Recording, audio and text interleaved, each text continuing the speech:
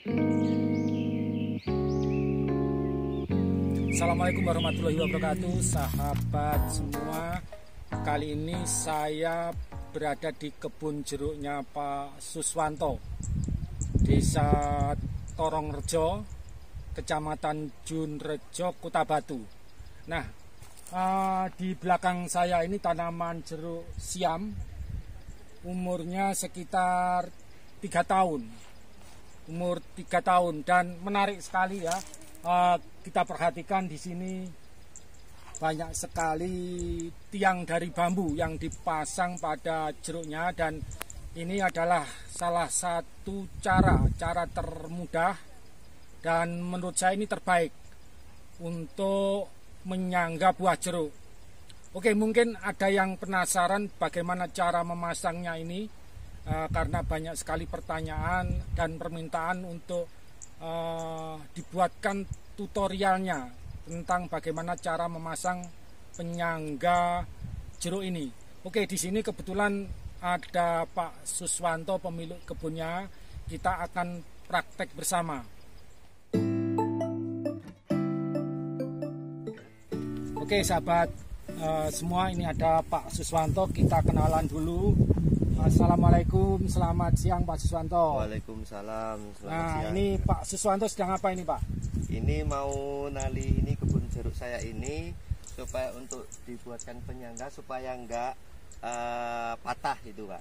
Kenapa Pak Suswanto tidak menggunakan banyak tiang penyangga yang dipasang melingkar itu Pak Sus? Nah, ini maksud saya kalau kita pasang seperti ini supaya enggak ribet Pak, praktis tapi mengena ke misalnya kita nyemprot nggak terganggu oleh tiang-tiang, misalkan ada yang lain itu pakai sangga itu banyak, itu kan repot Pak nanti. Tapi kalau ini nggak mengganggu untuk kita semprot, kita aktivitas di sini nggak mengganggu Pak.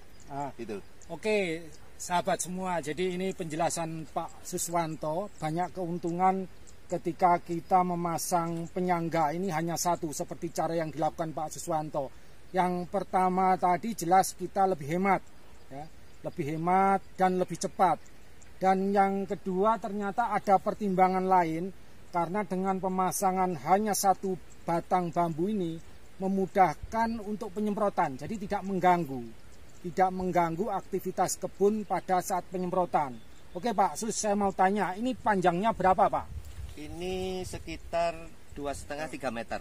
2,5 sampai 3 meter ya. Ini memang saya kira cukup 2,5 sampai 3 meter, karena pohon jeruknya Pak Suswanto ini juga termasuk pendek Pak ya. Iya. Paling ini sekitar 1,5 sampai 2 meter. Iya. Jadi cukup dengan panjangan itu. Nah ini jadi perhatikan teman-teman, ini satu bambu penuh ya, satu bambu utuh.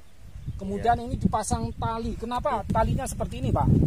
Ini kalau talinya ini dari apa, kita pilih seperti ini. Misalkan kalau kita pakai tampar Pak, itu nanti batangnya tergesek itu catu itu Pak. Oh ini dari kain ya? Dari kain. Ya? Ini dari kain. Dari kain dan lentur ya Pak? Lentur. Jadi kalau ditarik begitu ini lentur. Ya, Oke. ya. Oke, ini panjang talinya berapa ini Pak? Ini panjang talinya sekitar 3 meter juga. Panjang tali sekitar 3 meter 3 ya? meter ya. 3 meter, kemudian ini dipasang 1 meter dari ujung bambu Pak ya? Iya. Oke. Iya. Ini satu bambu ini berapa tali Pak?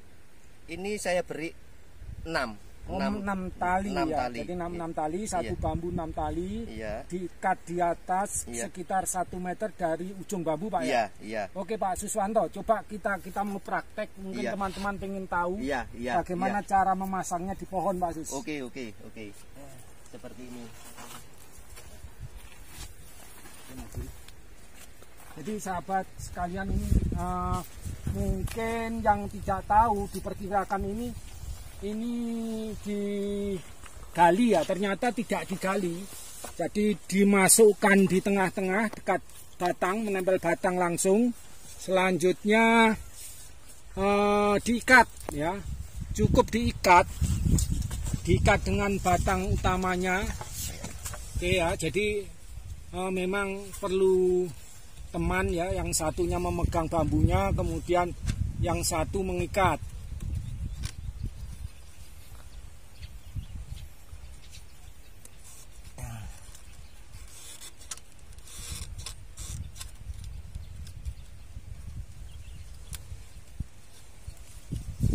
Oke, diikat dua ya.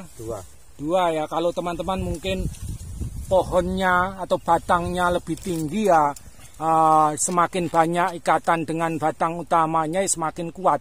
Dan ini memang batang utamanya itu pendek. Batang utamanya paling itu sekitar seperti ini. 1 meter ya. 1 meter itu udah batang utamanya di topping waktu itu sehingga cukup pendek. Oke, setelah kita pasang seperti ini, selanjutnya bagaimana Pak Sus? Ini juga ada alatnya Pak ini. Nah, ini ternyata ada alatnya. Coba perhatikan ini alatnya. Ini alatnya namanya apa itu? Gantol ya. Gantol pengait. Jadi pengait ya, pengait.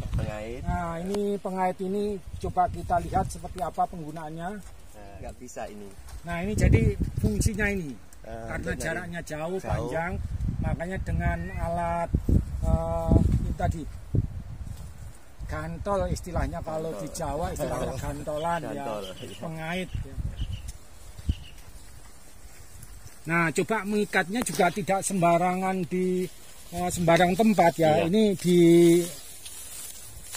supaya ikatannya tidak ke sana, jadi di atas percabangannya.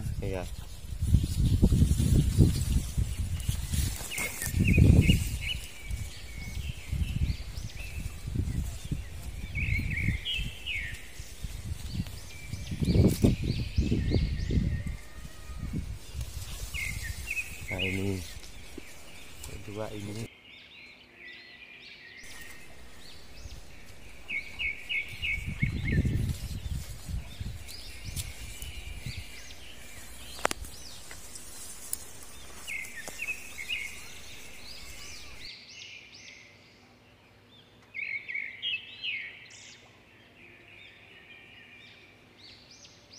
Oke, jadi 1, 2, 3, 4, 5 ya, jadi ada 6 tali nanti dipasang melingkar.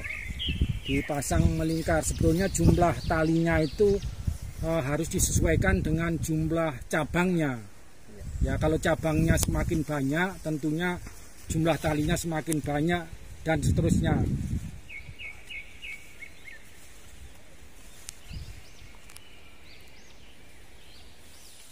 Oke, jadi seperti ini sahabat semua cara mengikatnya ya.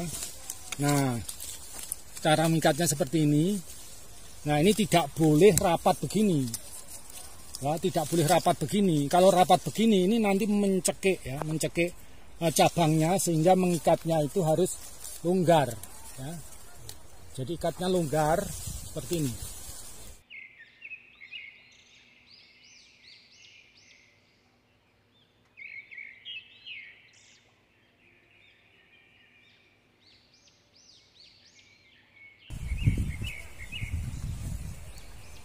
Nah, jadi ngikatnya seperti ini, longgar ya, sehingga tidak mengganggu pertumbuhan dari cabang.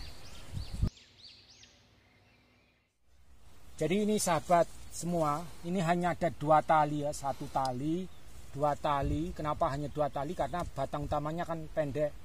Kalau batang utamanya semakin tinggi ya talinya semakin banyak, dan semakin banyak tali tentunya menjadi semakin baik, tidak masalah, tali berapapun bisa. Dan ini cukup kuat. Nah, ternyata kuat ya. Ini kuat, kenapa kuat? Ini karena ditahan juga dari sebelah ke-8 penjuru ya. 8 penjuru tali di atas itu ikut menahan, ikut menarik, sehingga ini tidak mudah roboh.